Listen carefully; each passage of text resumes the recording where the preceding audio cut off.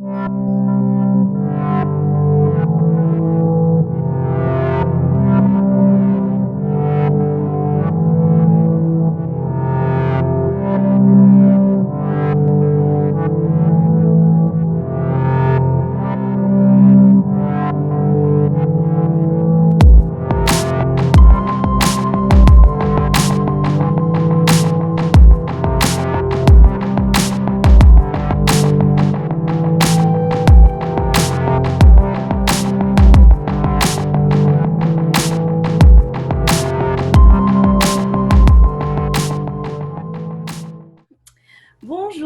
bienvenue sur Graines de Jouvence. Je suis Emmanuelle, la fondatrice justement de cette émission que j'ai nommée Une histoire de graines. Alors dans cette émission, on va parler d'intuition, mais on ne va pas parler d'intuition de savoir comment le développer.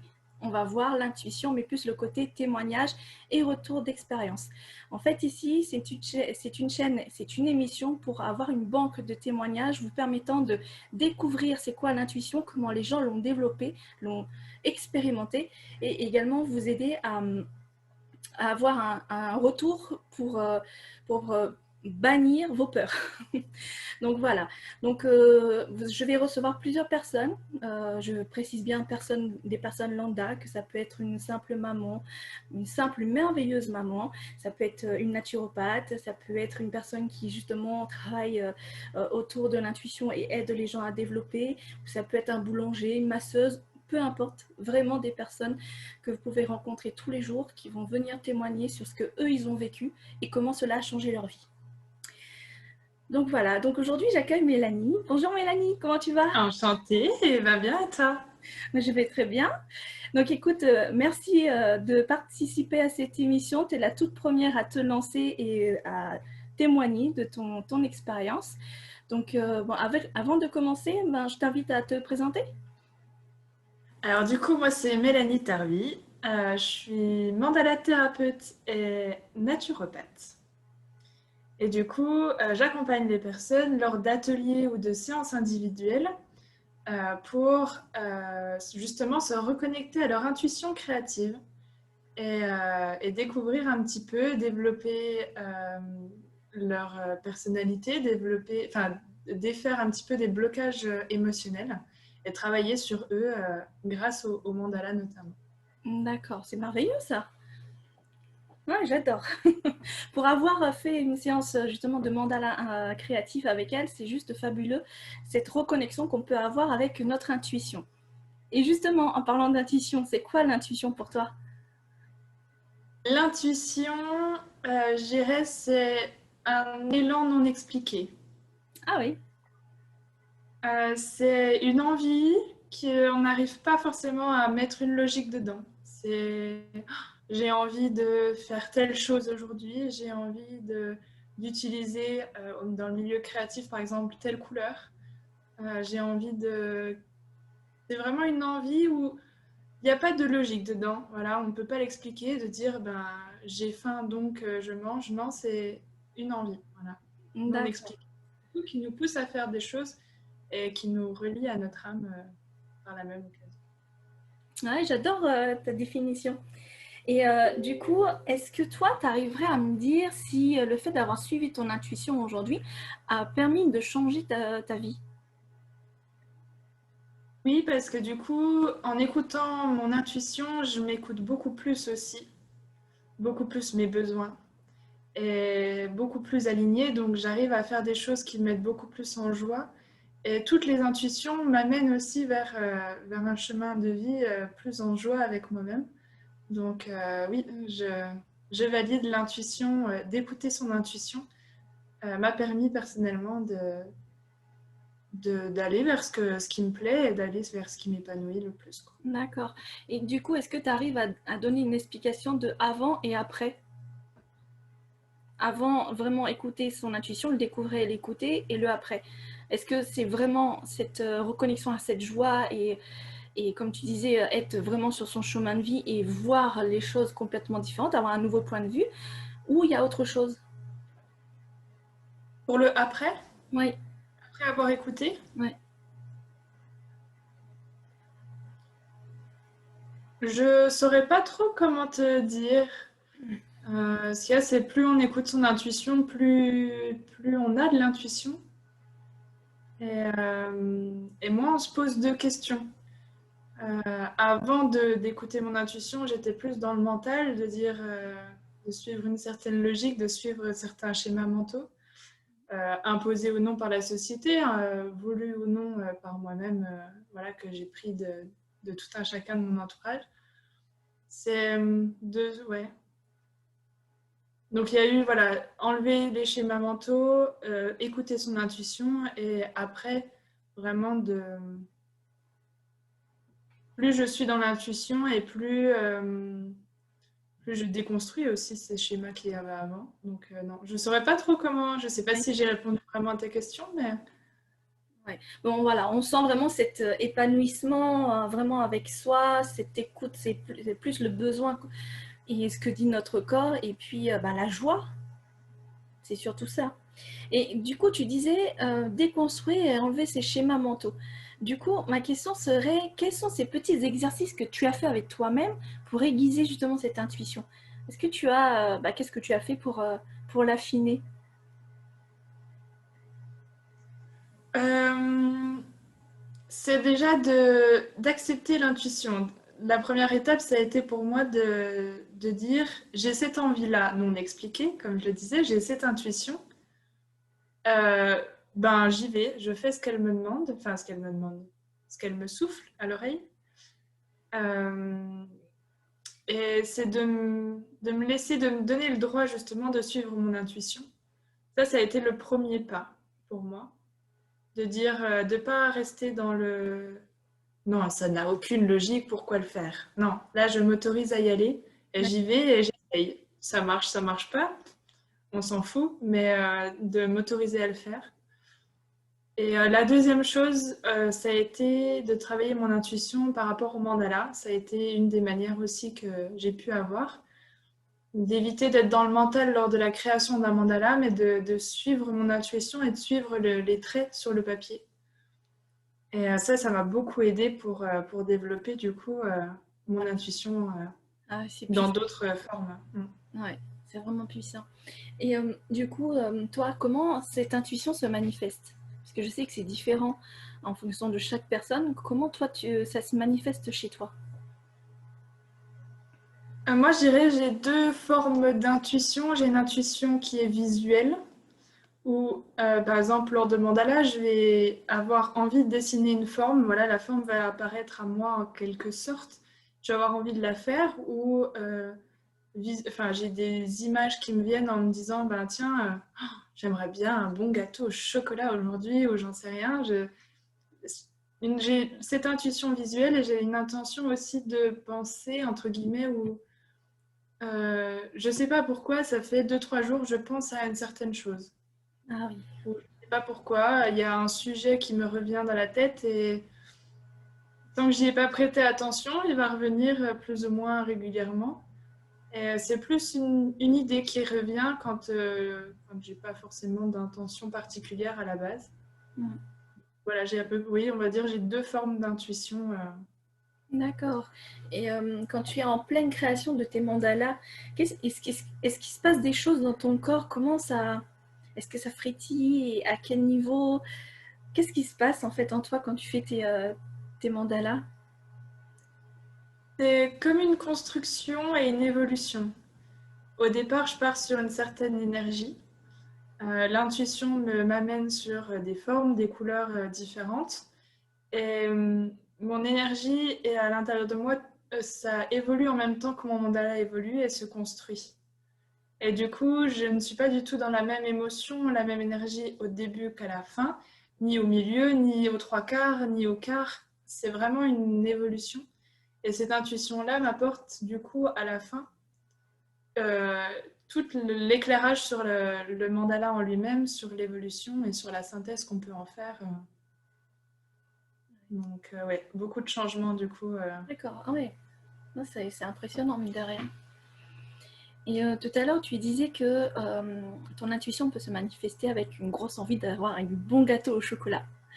Et justement, est-ce que tu as des exemples, d'autres exemples dans ton quotidien de la manifestation de ton intuition? Parfois, l'envie de, voilà, de dire certaines choses sans qu'elles aient rapport. Par exemple, j'ai pris un rendez-vous avec quelqu'un et je sais pas pourquoi, mais en rigolant, je dis oh là là, faudrait pas qu'il me pose un lapin. D'accord. Mais pourquoi avec cette personne-là, j'en sais rien. Mais bizarrement, elle va me poser un lapin. D'accord, ok. Ah ouais, d'accord. Alors, c'est pas tout le temps, mais voilà, je suis pas toujours dans une intuition et dans une connexion voilà, Mm. constante. Mais il m'arrive certaines fois où j'ai des paroles qui m'arrivent, mais je peux Ouais, pas l'expliquer. Pourquoi cette personne, pourquoi je sors cette phrase, j'en sais rien, mais c'est plus ouais, dans l'idée, soit l'idée, soit la parole qui m'arrive comme ça. d'accord. Non, franchement, c'est génial. Moi, c'est un sujet, mais qui est hyper passionnant. Je pourrais passer des heures à en parler et échanger sur ce sujet. Et du coup, est-ce que tu as eu un moment dans ta vie où il y avait un gros événement ou quoi que ce soit et ton intuition t'a guidé et du coup tu l'as écouté et et tu te dis que tu as bien fait de l'écouter. Est-ce que tu as déjà rencontré cela? Hmm, J'aurais pas forcément d'exemple en tête. Parce que j'ai pas, dans les événements un petit peu compliqués que j'ai pu traverser, à ce moment-là, j'étais connectée à mon intuition, mais je m'y autorisais pas à y aller. Donc D'accord. j'avais les messages, mais j'avais pas encore l'action de les mettre en place. Et du coup, je n'ai pas encore l'exemple pour ta question. D'accord, Mais ok. Alors du durant coup, les événements, ouais, j'aime bien j'allais parce dire que que tu durant m'emmènes les là. événements, j'ai pu. Oh, vas-y, vas-y. Durant les événements de ma vie, j'ai pu voilà, avoir des messages, mais rien à mettre en place. Donc ça D'accord. s'est mis en place. J'adore, franchement. Et j'aime bien parce qu'en fait, mine de rien, en fait, j'ai des questions qui arrivent. Enfin, je me suis fait déjà des petites questions et moi, au fil de la discussion, j'en ai d'autres. Mais mine de rien, la façon dont tu amènes les choses, ben, ça déroule les questions qui suivent. Donc, d'où ma question est, tu es passé par cette étape de non-acceptation pour une raison ou une autre, et je sais qu'il y a plusieurs personnes autour de moi ne le, ne, enfin, n'ont pas fait le choix d'écouter leur intuition par peur, vraiment la peur. Bon, la peur de quoi? De se sentir ne pas exister, d'avoir le vide ou de voir ces synchronicités-là et voir le côté irrationnel et incompréhensible. Donc je ne sais pas, mais voilà, il y a vraiment une histoire de peur. Est-ce que ça te parle ça et est-ce que tu es passé par cette étape-là? Bah, je dirais oui, absolument. Dans le sens où, comme je te disais, j'avais des schémas, et j'ai toujours des schémas limitants. euh, de me dire, quand on fait par exemple des études quelque part, il faut absolument trouver un travail dans ces études-là. D'avoir cette logique un peu mathématique, A plus B est égal à C. Non, pas forcément. Et c'est cette peur peut-être de sortir de mes schémas mentaux qui ont fait que j'ai dit non, j'écoute pas cette petite voix qui me dit telle ou telle chose. J'ai peur de sortir justement de ces schémas pour autre chose. Donc peur de l'inconnu, peur du vide, peur de l'incompréhension de mon entourage, mais peur de mon incompréhension aussi, de dire est-ce que ça a vraiment du sens de faire une chose, une formation, et est-ce que ça a du sens d'aller autre part juste après? C'est voilà, recherche de sens, peur de mal faire, peur de sortir des rails qu'on peut se donner et se mettre à soi-même. Et du coup, comment tu Totalement. as fait pour passer au-delà de cette peur? Est-ce que tu as eu ce petit truc ou est-ce que c'est vraiment un déclic intérieur? Ça a été plusieurs petits déclics intérieurs, mais également grâce aux autres. D'accord. Des Mmh. personnes qui sont là, puis qui me disent mais Mélanie, pas typiquement, je vais prendre l'exemple du mandala, mais au départ, c'était quelque chose que je gardais uniquement pour moi. Et les personnes me disaient mais Mélanie, pourquoi tu le proposes pas en atelier? Il y a des personnes qui pourraient être intéresser et ça peut aider les gens, ça t'aide toi, donc pourquoi pas quelqu'un d'autre. Et, euh, et c'est à partir de ce moment-là où je me suis dit, ben oui, ça me remplit de joie de faire des mandalas, de le transmettre aux autres, donc pourquoi pas. Et donc voilà, il y a les deux, il y a un déclic personnel et il y a le déclic aussi permis par les autres et mon entourage. D'accord, ok. Ah, c'est magnifique. Et du coup, est-ce que... Bon, j'aime bien utiliser ce terme, donc du coup, je vais voir si ça te parle. Est-ce que depuis que tu écoutes ton intuition, tu sens la magie dans ta vie? Je dirais oui parce que du coup, il n'y a plus de logique et c'est un peu magique parce que certaines fois, voilà, on se sent autant plein pouvoir et autant impuissant. C'est assez paradoxal. Je parle encore du mandala, mais j'ai cette toute puissance-là de pouvoir mettre sur le papier ce que je ressens, mon intérieur, mes émotions, mon énergie, etc., sans avoir de contrôle dessus. Donc j'ai vraiment cette toute puissance, mais en même temps j'ai cette impuissance-là qui fait que c'est pas moi en fait. Il n'y a pas de logique, il n'y a pas de. C'est l'intuition, c'est le divin à l'intérieur de nous. Et voilà, il y a ce parallèle-là de magie inexplicable, mais en même temps on est magicien, mais on n'est pas magicien en même temps. Enfin, c'est. Voilà, D'accord, ok. c'est assez merveilleux. Mais du coup, il y a cette magie dans notre vie. Et là, enfin, il y a une question qui m'est revenue. Tu fais du mandala, donc ça demande quand même de l'intuition. Mais en tant que naturopathe, parce que c'est la santé holistique, Mhm. donc ça demande également d'avoir cette intuition-là pour pouvoir guider les personnes et frayer un petit chemin. Mhm. C'est bien ça, hein? Ah ouais. Alors, il y a une question qui, enfin la prochaine pour moi, elle est hyper importante. C'est selon toi, est-ce que écouter son intuition dans cette période actuelle que nous vivons, hein, ces crises sanitaires, est-ce que c'est important et est-ce que ça peut changer les choses? Ton avis à Je toi? dirais, je dirais oui. Ah ouais, Euh, faut juste, je dirais un petit bémol de dire que il faut se permettre un cadre et des conditions pour justement développer notre intuition, pour s'autoriser à avoir l'intuition.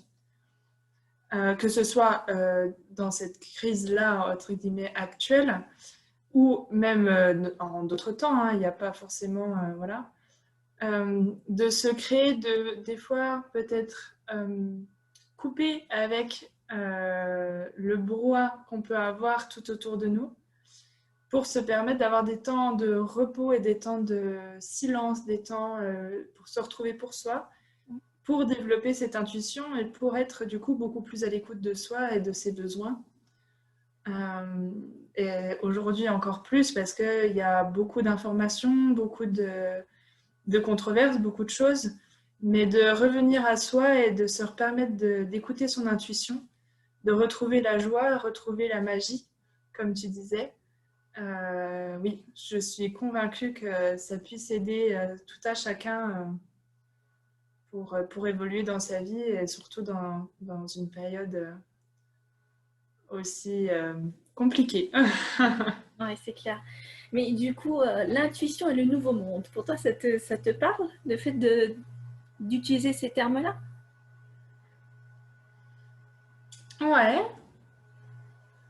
l'intuition et le nouveau monde.